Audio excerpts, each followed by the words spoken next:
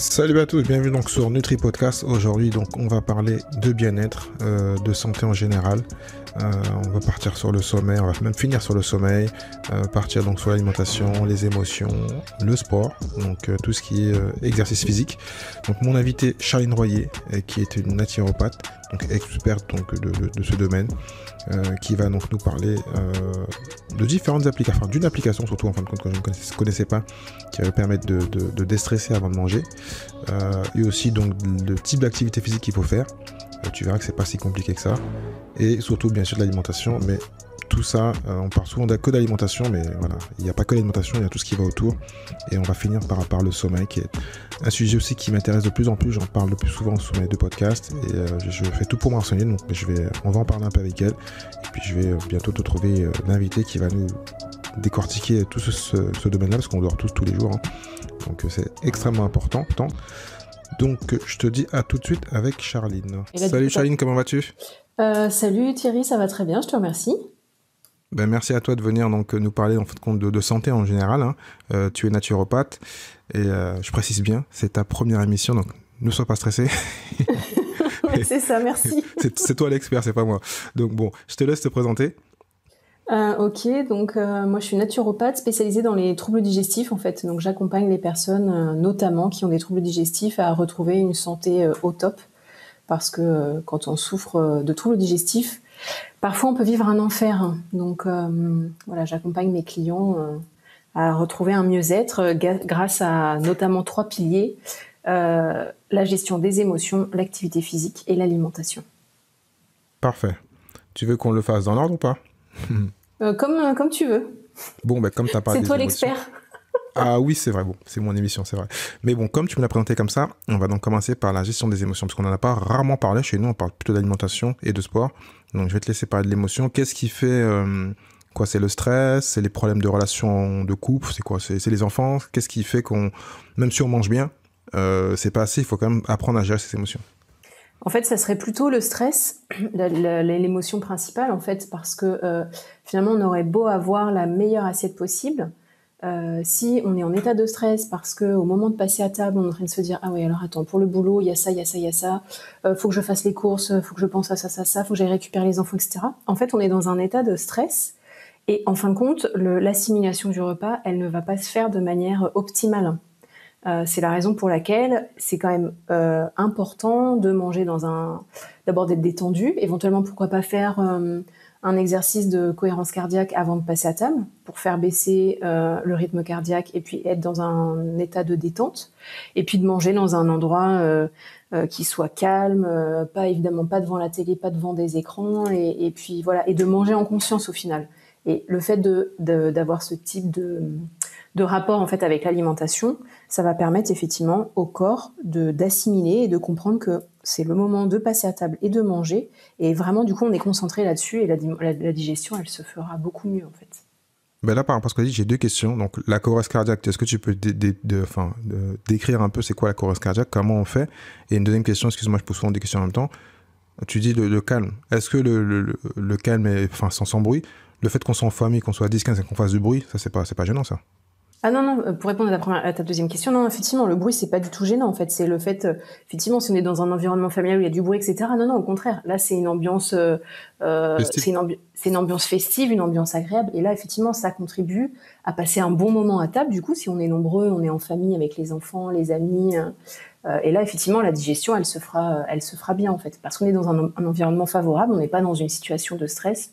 Bon, à moins que, voilà, qu'on soit, je sais pas, qu'on soit 20 et que du coup ce soit un peu la cata et tout ça, mais non, en manger en famille, au contraire, c'est un moment, du coup ça devient un moment agréable, donc ça c'est ok. Pour revenir sur c'est bon, j'ai répondu à ta question ? Oui, parfait. Ok, pour revenir sur la cohérence cardiaque, en fait la cohérence cardiaque c'est un formidable outil, c'est un outil que je recommande beaucoup à mes clients, en fait qui permet de gérer le stress. En fait c'est un exercice de respiration que l'on fait avec la méthode 365. C'est très facile du coup pour se rappeler. On fait cet exercice 3 fois par jour, 6 respirations par minute pendant 5 minutes. Donc en fait cet exercice, cet outil va prendre donc 15 minutes dans la journée. Donc l'idée c'est de le faire le matin, au réveil, avant de manger le midi et le soir avant de manger, ou bien quand on rentre vers 17h. L'idée, c'est d'espacer chaque séance de 4 heures minimum. Et en fait, la cohérence cardiaque, ça va permettre de faire baisser le cortisol, qui est l'hormone du stress. Et en fait, le matin, quand on se réveille, il y a un pic de cortisol, en fait. Donc, de faire cette respiration 5 minutes, pendant 5 minutes au réveil, ça va permettre de faire baisser le taux de cortisol. Et finalement, de le pratiquer 3 fois dans la journée, eh bien, ça va permettre de faire diminuer ce pic de cortisol, qui est l'hormone du stress. Et en fait, on fait 6 respirations par minute. Donc, en fin de compte, on inspire sur 5 secondes et on expire sur 5 secondes. Et ça, du coup, pendant 5 minutes. Et pour faciliter la réalisation de cet exercice, il y a une application qui est gratuite que j'aime bien utiliser. Ça s'appelle Respire Relax. Et en fait, il y a Relax. Ouais, Respire Relax. Et en fait, il y a une goutte d'eau que l'on suit, une goutte d'eau qui monte et qui descend, et ça permet d'aider à mettre en place la bonne respiration, donc pour avoir les 6 respirations par minute. D'accord. Et du coup, après cette pratique, on est vraiment dans un état de détente, et le fait de le pratiquer 3 fois par jour, ça permet de vraiment de faire baisser l'état de stress, et c'est vraiment un outil qui est formidable. Surtout au début, quand tu m'as dit ça, je me suis dit, oh là là, encore un truc, il faut, ça c'est un peu le côté il faut obligatoire et que ça peut stresser certains, mais en fin de compte, techniquement, c'est qu'une minute, c'est ça? Non, c'est 5 minutes. 5 minutes, 5 minutes quand même, ah ouais. Ouais. Ouais, je sais pas si c'est un truc qui va... Est-ce qu'il n'y a pas d'autres techniques plus simples? Je pense que le matin, c'est pas gênant. Après-midi, il faut penser à le faire. Si on est avec du monde, même si c'est plus la période où on est au travail, donc de passer du travail à la cantine ou je ne sais pas où, il faut penser à faire cette respiration-là. Est-ce qu'il y a pas d'autres techniques qui peuvent faire la même chose que ça? Vraiment, j'entends, mais 5 minutes, c'est vraiment rien, en fait. Le truc, c'est que, par exemple, effectivement, si tu pars à la cantine, au moment où tu es au travail, tu peux très bien te dire, ok, avant de descendre, avant d'aller à la cantine, je reste à mon bureau et pendant 5 minutes, je fais quelques respirations, je vais dans une salle de pause. Tu vois, je peux peut-être m'isoler quand même 5 minutes. Ça vaut vraiment le coup, en fait, pour se détendre. Après, si vraiment c'est pas possible, tu peux faire des exercices de respiration en conscience. Au final, tu peux être sur ta chaise, assis derrière ton bureau, et puis faire des respirations pour se détendre, et limite visualiser, je sais pas moi, l'océan si c'est quelque chose qui calme, ou la nature, la forêt, et ça permet effectivement de faire baisser le rythme cardiaque et du coup le stress. Mais c'est vrai que la cohérence cardiaque, c'est un outil qui est formidable, qui marche très bien, mais par contre, effectivement, l'idée c'est vraiment de s'y astreindre au moins 2 fois, mais vraiment 3 fois par jour, c'est idéal. D'accord. Et ça, donc, ça va faire tout le temps. C'est pas juste une question parce que souvent, voilà, les gens ont souvent ce système. Enfin, c'est une discipline à avoir tout le temps. C'est pas juste se dire faire une semaine et ensuite ça va rester. Il faut toujours s'habituer à le faire, simplement. Tout à fait. Ouais, tout à fait. D'accord. Et quand on commence, après, on peut plus s'en passer. Voilà. D'accord. Bon, notez, hein. Parfait. Est-ce qu'il y a d'autres moyens de gérer ses émotions et d'autres systèmes qu'il faut faire pour mieux digérer et mieux manger ensuite? Par exemple, pour gérer ses émotions, quelque chose que j'aime bien, moi, c'est l'aromathérapie. Oui. Ça peut être, par exemple, de respirer de l'huile essentielle d'orange douce, de lavande fine, par exemple. Et ces huiles essentielles, finalement, ont des propriétés qui permettent d'aider, en fait, à la détente. Et finalement, par exemple, au travail, avant d'aller passer à table, j'ai pas le temps de respirer. Je peux de faire la respiration, la cohérence cardiaque. Je peux très bien, effectivement, prendre mon flacon d'huile essentielle et puis respirer, faire 3 grandes inspirations avec le flacon au-dessus du nez. Et du coup, ça va aider, en fait, à la détente. Alors, bien évidemment, les huiles essentielles, on les utilise avec prudence, puisque ce sont des produits naturels, mais qui sont ultra concentrés. Et en fait, certaines huiles essentielles ont des contre-indications. Néanmoins, voilà, la lavande fine et l'orange douce, clairement, elles peuvent être utilisées par pratiquement tout le monde, en fait, en respiration. Et vraiment, ça aide à la détente. D'accord. Donc ça, c'est plutôt bien aussi. Et donc, pour aller sur le deuxième point que tu as donné, donc la gestion physique, ce que souvent elle peut être liée, enfin, quand on fait certains exercices physiques, on doit en général gérer ses émotions et sa respiration. Quel type d'exercice physique tu conseilles pour sentir mieux en santé? Alors, en fait, je conseille pas forcément un type d'exercice. Ce que je conseille et ce que je recommande vivement, c'est de bouger son corps tous les jours, en fait. Après, si tu veux, c'est à chacun de s'adapter. C'est à chacun de trouver finalement l'activité physique qui lui fait du bien. Ça peut être, je sais pas, de la marche rapide, ça peut être faire du vélo, aller à la piscine, je sais pas, moi, faire de la boxe. Enfin, à la limite, peu importe l'activité. L'idée, c'est de dire, on a besoin de mettre on a besoin de mettre le corps en mouvement tous les jours en fait. On a quand même on est quand même une population qui est de plus en plus sédentaire. Et l'idée, voilà, c'est d'amener à prendre conscience que c'est important de bouger, de bouger en fait. Ça va être, si je prends les transports en commun, je sais pas, de descendre une station avant, de prendre les escaliers au lieu de prendre les escalators ou l'ascenseur.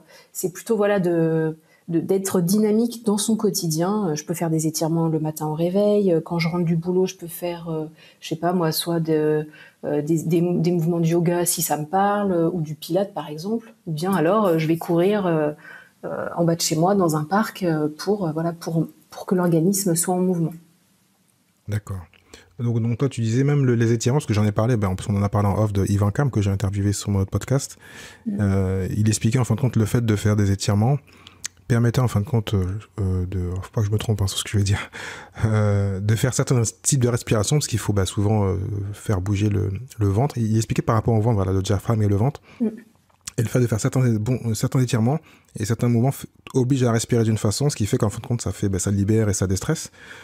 Et donc, tu précises bien, donc même l'étirement, parce que moi, dans l'épisode, je le dis même que moi, je le fais naturellement, parce que j'avais des problèmes de psoas, on va dire, donc je m'étire le matin et le soir. Il expliquait qu'en fin de compte, que c'était un truc qu'on devrait prendre naturellement pour s'étendre, s'étirer et te sentir en meilleure santé. Donc, parce que tu as mis ça naturellement, j'ai l'impression que moi, naturellement, c'était juste un truc comme ça pour s'étirer. Voilà, c'est pas du sport pour moi, l'étirement. Mais tu l'as quand même inclus, donc pourquoi les étirements ?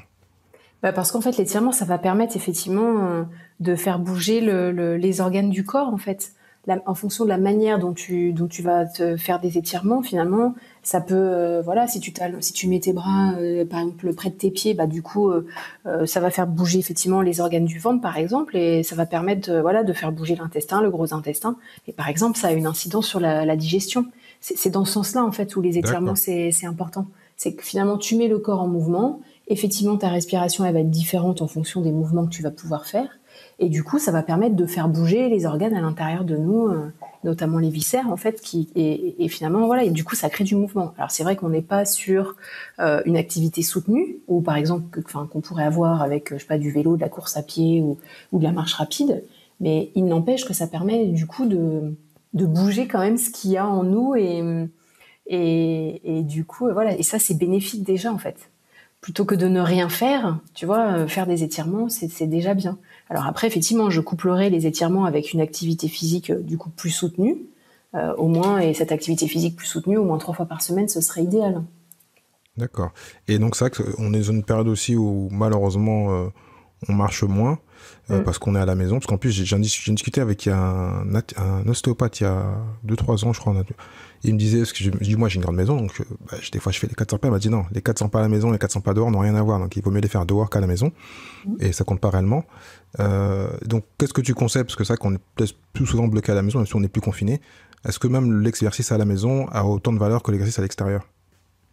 Disons que, plutôt que de ne rien faire, il vaut mieux faire les exercices chez soi en fait que pas en faire.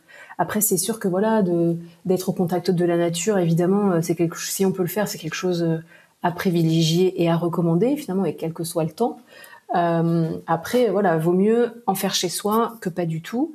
Et après, chez soi, tu vois, pareil, je suis d'accord, hein, c'est mieux d'aller marcher, d'aller faire une balade d'un quart d'heure ou 20 minutes en pleine nature que de marcher chez soi.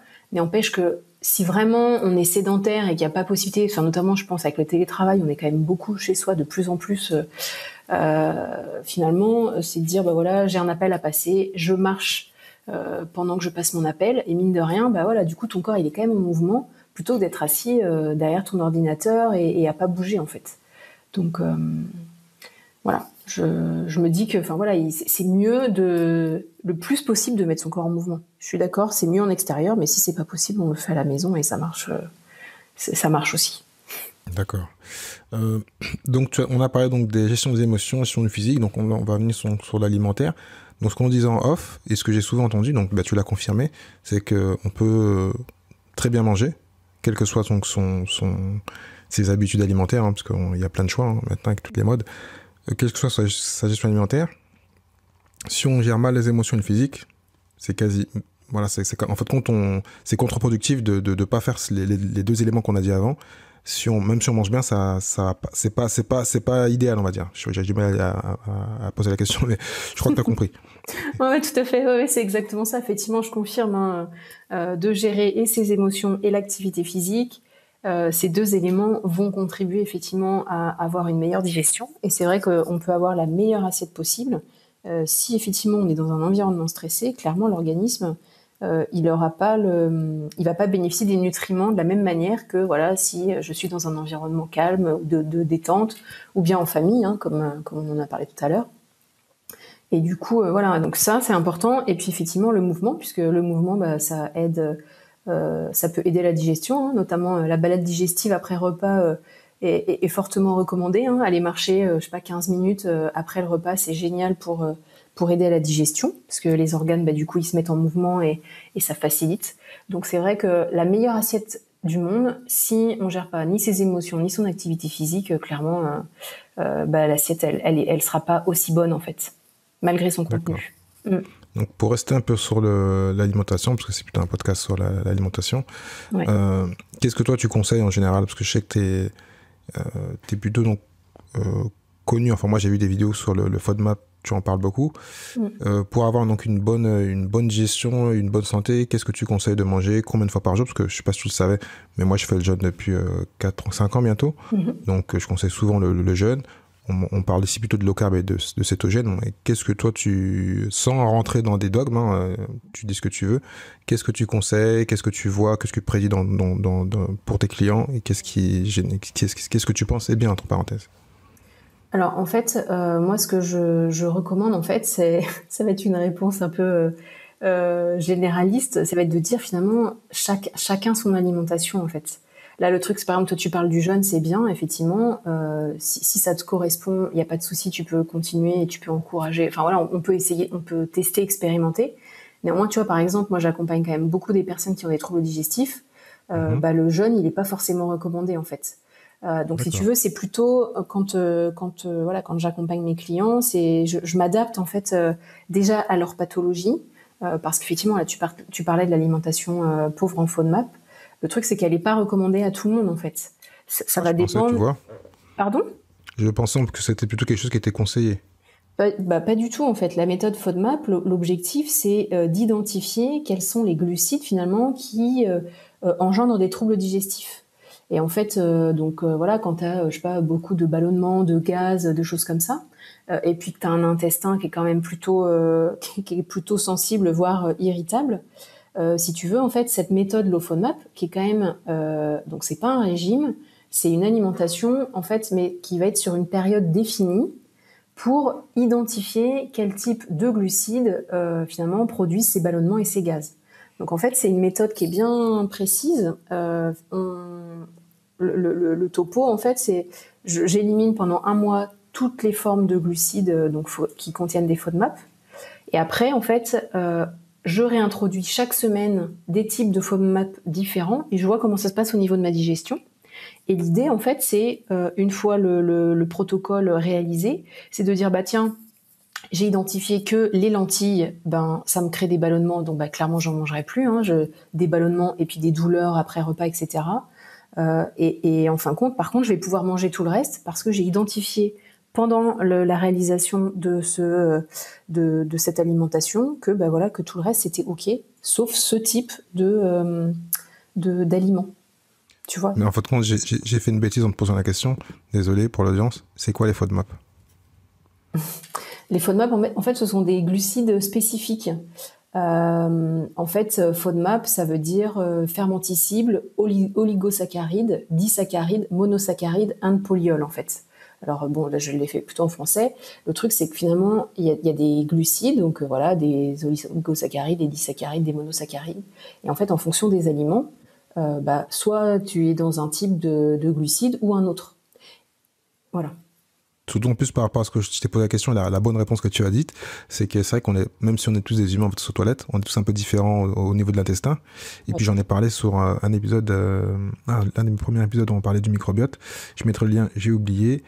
Et c'est vrai qu'on est tous, dès le départ, on a un microbiote différent, enfin on a des bactéries différentes. Et donc, comme tu l'as dit, en fin de compte, selon ce qu'on n'aime pas et ce qu'on aime, il faut falloir tester, hein, ce que j'ai souvent plus sur le podcast. On aime bien dire il faut faire ci, il faut faire ça, c'est ce que moi je fais, désolé. Faut d'abord se tester, ce que j'ai souvent fait. Hein. C'est pour ça que, comme tu l'as dit, moi j'aime maintenant le jeûne et je fais d'autres choses autour de tout ça. Mais il faut d'abord se tester et ensuite prendre des conclusions. En général, tu conseilles de le faire tout seul ou plutôt d'être accompagné d'un médecin ou d'un naturopathe? Plutôt d'être accompagné effectivement d'un naturopathe ou d'une diététicienne ou d'un diététicien en fait, mais le faire seul c'est compliqué parce que c'est vrai que voilà l'idée c'est faut tenir en fait. Parfois ça peut être compliqué dans l'alimentation de dire ok pendant un mois j'exclus tous les FODMAP et après chaque semaine je teste un FODMAP et donc c'est quand même c'est quand même mieux d'être accompagné. Parce que finalement, il y a un suivi précis. En étant accompagné, finalement, ça permet d'avoir du soutien parce que c'est pas toujours facile. Et du coup, vraiment, c'est mieux parce que sur Internet, on lit tout un tas de choses. Des fois, on dit ok, ça on peut en manger, ça on peut pas en manger, mais en fait, on est tellement différents que c'est mieux d'être accompagné. Parce qu'effectivement, comme tu le disais sur le microbiote, il s'avère que en fait, à la naissance, on a tous un microbiote différent, puisque finalement, déjà, on récupère le microbiote de la maman. En fonction du type d'accouchement, le microbiote, il est il sera différent. En fonction de ce qu'on mange en étant petit, si on a été allaité ou pas, s'il y a eu des pathologies, tu vois, les antibiotiques, comment on a commencé à manger dès le départ. Enfin, tout ça, c'est important, en fait. Et du coup, on a vraiment un microbiote qui est individualisé, en fait, qui est personnalisé. Et du coup, effectivement, l'alimentation, c'est pour ça que c'est bien de tester, comme tu le disais, et d'expérimenter, en fin de compte, et de voir finalement ce qui est bon pour soi. Et surtout, en fin de compte, le fait moi, j'allais plutôt me mettre en exemple avec un coach, mais bon, naturopathe, c'est son métier, ou un médecin, donc c'est le fait d'aller plus vite. Parce qu'on peut faire, moi, j'ai fait souvent des tests tout seul, mais souvent, on fait des erreurs et ça peut être dangereux. Ouais. Donc, il vaut mieux être accompagné pour aller plus vite et pour aller directement régler un problème que de faire trop de tests, puis ensuite être un peu dégoûté ou déçu d'avoir tout fait tout seul. Donc, je mettrai le lien vers l'épisode, parce que je parlais de microbiome, mais c'était avec Marion Kaplan. C'est très intéressant, un peu trop technique, mais bon, ça, c'est difficile de ne pas faire trop technique quand on parle du microbiote. Mais un épisode qui a plu, et donc je mettrai le lien vers l'épisode. Okay. Pas une dernière question, mais sujet, parce qu'on en a parlé un peu en off, c'est un sujet dont je voulais parler, et tu m'en as parlé naturellement en off, sur les 3 éléments que tu m'as donnés, donc gestion des émotions, gestion physique et de l'alimentaire. Pareil, j'écoutais un podcast anglo-saxon, je suis très podcast, comme je t'ai dit, et il disait, c'était un médecin spécialisé dans le sommeil, il disait, mais on peut faire ce qu'on veut, du sport, bien manger, être heureux, mais si on dort mal, il disait que on a la chance tous les soirs d'aller donc dans le meilleur hôpital du monde, c'est le sommeil. Aller dormir 7-8 heures, un vrai sommeil, il n'y a pas mieux pour réparer le corps et pour... Donc qu'est-ce que toi tu en penses par rapport aux 3 éléments qu'on a dit avant ? Complètement, je valide en fait. Si tu veux, moi le sommeil finalement c'est quelque chose que j'inclus dans la gestion des émotions quoi. Donc c'est un peu peut-être c'est de se dire effectivement je gère mes émotions, je suis bien et j'ai besoin de sommeil. Le sommeil, il est essentiel finalement pour récupérer. L'organisme, il a besoin de repos et c'est pendant le sommeil effectivement que le corps, d'abord il se passe plein de choses au niveau métabolique, etc. Et le corps, il a besoin de repos finalement pour, par exemple, pour finir la digestion, pour récupérer, enfin pour être en forme, on a besoin de sommeil. Le sommeil, je suis d'accord, c'est capital le sommeil. Mais c'est pas une boucle parce que moi, par exemple, quand j'étais ado, j'étais du genre insomniaque. Actuellement, je dors pas des masses, mais je suis plutôt bien parce que j'ai appris plein de choses par moi-même et en lisant et en m'enseignant. Par exemple, je mange plus à 10h. D'abord, comme je fais le jeûne, je m'arrête à 19h30, 19h. Ça me permet peut-être de mieux digérer. Il y a des éléments que je mange pas la nuit. Dernièrement, j'écoute encore, c'était sur ce même épisode. Je prends plus du thé. J'étais même choqué. J'aimais bien prendre mon thé après avoir mangé. Il disait non. Il faut éviter le thé et le café, en fin de compte, ça a une durée assez longue, paraît-il, de 10-12 heures. Et donc, il faut éviter de les prendre après 10 heures ou 12 heures. Donc, j'ai arrêté. Enfin, plein de choses comme ça. Après, je sais pas si elles sont vraies, mais moi, ça a l'air d'aller. Enfin, ça a l'air de m'avoir aidé. Par exemple, de faire il y a des gens comme moi, je pense, les micro-naps sont interdites. Enfin, les grosses naps. Les grosses siestes de 1 heure, 2 heures en pleine journée, même le week-end, sont interdites parce qu'on sait très bien que ça va prendre l'énergie et on va peut-être mieux m'endormir. Donc, moi, j'ai testé, ça a l'air d'aller, mais C'est assez complexe. Donc, est-ce que tout ce qu'on a dit avant, donc si on met tout sur le sommeil, mais si on mange mal et si on fait pas de sport, on sera peut-être moins bien pour bien dormir. Donc, est-ce que c'est pas un truc qui se mord la queue et enfin, quand il faut juste simplement tout mieux gérer? Bah oui, c'est ça. L'idée, c'est de tout mieux gérer. Effectivement, on a besoin de bien dormir, de pas être stressé, de bouger et de bien manger en fait. Enfin, tu vois, en fait, pour moi, c'est la base et c'est ça. Enfin voilà, la naturopathie. L'idée, c'est de mettre en place une hygiène de vie en fait, donc adaptée et personnalisée à chacun, évidemment. Mais voilà, il y a quand même, enfin, ces quatre points qu'on vient d'évoquer ensemble, c'est les quatre piliers qui font que tu peux être en bonne santé. D'accord. Ouais. Juste pour finir sur le sommeil, parce que j'ai donné mon avis perso, mais personne ne s'en intéresse, hein, c'est toi l'invité. En termes de sommeil, qu'est-ce que tu conseilles? Comment il y a plein de trucs. Actuellement, c'est même techniquement, on va dire, une parenthèse, c'est un gros business. Moi, qui écoute souvent, je t'ai dit, les podcasts anglo-saxons, il y a la mode des lunettes violettes. Enfin, tout le monde dit que c'est bien. Certains experts maintenant disent que c'est pas très bien. Le fait de se mettre très tôt dans le noir, d'arrêter les écrans. Enfin, il y a tellement de choses qu'on ne sait même plus quoi faire. Il y a même des nouvelles couettes où on se met dedans, on se sent bien. Enfin, qu'est-ce que tu conseilles de plus naturel pour améliorer le sommeil, même si certains vont dire, bah, voilà, moi je suis insomniaque depuis longtemps, je prends des pilules, voilà, j'arrive pas. Ceux qui sont pas dans les extrêmes, qu'est-ce qu'ils peuvent faire pour mieux dormir? Déjà, le premier point, je pense, c'est d'arrêter les écrans, tous les écrans, au moins 1 heure avant le coucher, en fait. D'accord. Vraiment, c'est la base parce qu'effectivement, ce sont les lumières dont tu parles. En fait, l'idée, c'est la lumière bleue, en fait, elle stoppe la production de mélatonine, qui est l'hormone du sommeil. Donc, en fait, si on est en train de regarder des écrans, en train de regarder son téléphone quand on est dans le lit avant de dormir, etc., en fait, on est en train d'exciter finalement un peu les cellules du cerveau et du coup, le cerveau, il n'est pas du tout dans un état de se dire, ok, je suis maintenant dans une phase où je dois m'endormir pour ensuite dormir. Donc clairement, le premier truc, c'est les écrans.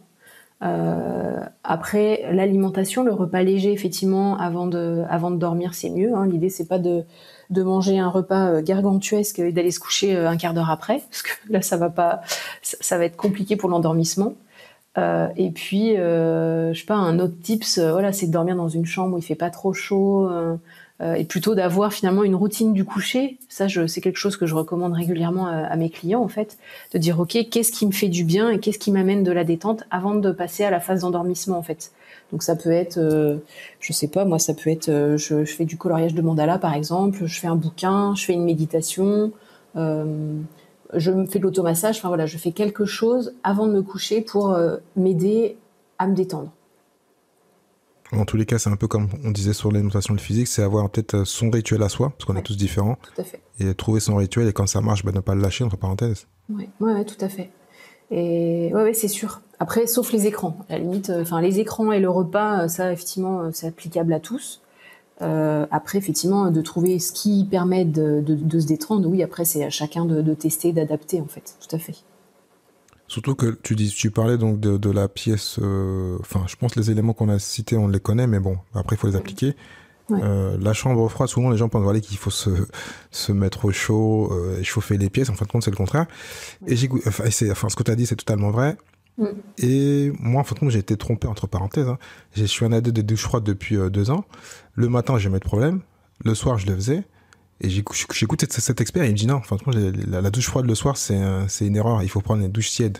Est-ce que ça, t'as entendu parler de ça ou... Oui, je valide complètement. Effectivement, la douche froide, c'est quelque chose Mais pourquoi tu me l'as pas dit avant? C'est quelque chose que je pratique aussi, la douche froide. Le matin au réveil, c'est génial. Par contre, non, le soir, on a besoin plutôt de douceur. Et effectivement, la douche tiède, c'est bien mieux que la douche froide, c'est sûr. Bon, heureusement que je l'ai écouté parce que moi, alors ça a dû marcher en tant que chez moi en tant que placebo parce que ça a marché au début puis après ça a moins bien marché. Je me suis dit mais qu'est-ce qui se passe? Donc j'ai insisté avec les douches froides et donc dernièrement depuis 2-3 mois je fais les douches tièdes. C'est vrai que c'est mieux. En plus c'est moins stressant parce que c'est vrai que le matin c'est facile mais le soir des fois on est chaud et je dis non, je passe une douche froide. Non, c'est un stress c'était quasiment un peu un stress d'y aller. En été ça allait mais en hiver quand il fait froid je dis oh là là, faut prendre une douche froide mais bon. Bon, parenthèse. Bon, grand merci. Écoute, Charline, donc je vais envoyer tout le monde vers ton site, vers ta chaîne YouTube parce que t'as vraiment du bon contenu. Est-ce que t'as un livre de prévu? Est-ce que j'ai quoi, pardon? Est-ce que t'as un livre de prévu? T'as un livre qui va sortir? Non, c'est pas prévu pour le moment, mais j'y pense. Bon, bah, tous les auditeurs et tous ceux qui sont dans l'édition, hein, il faut contacter Charline. Voilà, t'as donné beaucoup de contenu, c'était ta première fois. Oui. J'espère que je t'ai pas trop stressé. Non, pas du tout, je te remercie, j'ai passé un agréable moment. Bon, eh ben Charline, je te dis à très bientôt alors. Ok, à très bientôt, bonne journée à tous. Ciao. Merci d'avoir écouté cet épisode de Nutri Podcast jusqu'à la fin. Donc si tu as aimé et que tu penses que cela peut aider ou intéresser quelqu'un que tu connais, donc partage cet épisode, like-le, commente-le et bien sûr donc note-le avec une note numéro 5 étoiles s'il te plaît. Donc cela donc va m'aider à continuer et à pouvoir donc monter dans les classements donc, des plateformes de podcast. Si tu souhaites donc recevoir les épisodes directement donc, dans ta boîte email, envoie donc moi un email à contact@nutri.fr. Donc Nutri c'est NUUTRY.fr. Je te dis au prochain épisode. Ciao.